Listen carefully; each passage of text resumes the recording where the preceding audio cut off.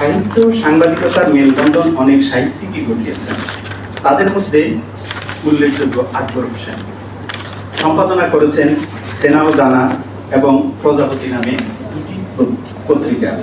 তার বহুমুখী উপন্যাসে সাংবাদিকতার মহান ব্রত এবং আদর্শিক রূপ তুলে ধরা হয়েছে। উপন্যাসের প্রধান চরিত্র আনোয়ার চৌধুরী, পেশায় সাংবাদিক। আনোয়ার দর্শনে প্রথম শ্রেণীতে প্রথম এবং একজন নীতিবান দার্শনিক ছিলেন। তার সম্পাদিত ইন্ধন পত্রিকা কেবল সংবাদের মাধ্যম ছিল না, বরং তা হয়ে উঠেছিল সত্য ও সততার প্রতীক। পত্রিকার সম্পাদক হিসাবে তার নিরপেক্ষতা ও অন্যায়ের বিরুদ্ধে শক্ত অবস্থান তৎকালীন সমাজের অসৎ ও নীতিহীন মানুষদের মনে প্রচণ্ড ভীতির সঞ্চার করেছিল।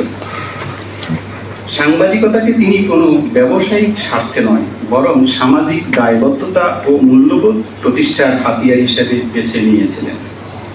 একজন আদর্শবান সম্পাদক কিভাবে নিজের মেধা ও সততা দিয়ে সমাজকে প্রভাবিত করতে পারেন, উপন্যাসের সাংবাদিকতার সেই সম্মানজনক দিকটি প্রতিফলিত হয়েছে।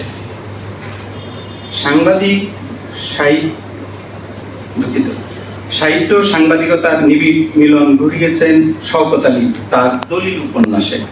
উপন্যাসটি মূলত ৮০ দশকের শেষ ভাগ থেকে শুরু করে ৯০ দশকের গোড়ার দিকে বাংলাদেশের উত্তাল রাজনৈতিক ইতিহাসের এক মহাকাব্যিক বয়ান। সেনাশাসক এইচ.এম. এরশাদের পতন এবং গণ আন্দোলনের পটভূমিতে রচিত এই উপন্যাসে সমাজ বাস্তবতা, রাজপথের লড়াই এবং অবরুদ্ধ সাংবাদিকতার সংকটকে লেখক সুনিপুণভাবে ফুটিয়ে তুলেছেন।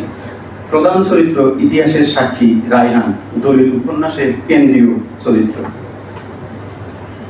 উপন্যাসের অন্যতম প্রধান একটি অনুষঙ্গ হল তৎকালীন সমাজের সংবাদপত্রের ভূমিকা।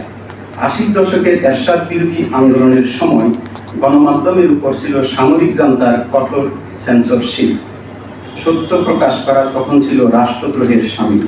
শওকত আলী দেখিয়েছেন কিভাবে সংবাদপত্রগুলোকে সরকারের প্রচার যন্ত্রে পরিণত করার চেষ্টা করা হলো, আর তার বিপরীতে কিছু স্বাধীনচেতা সাংবাদিক নিজের জীবন বাজি রেখে সত্য প্রকাশ করতেন।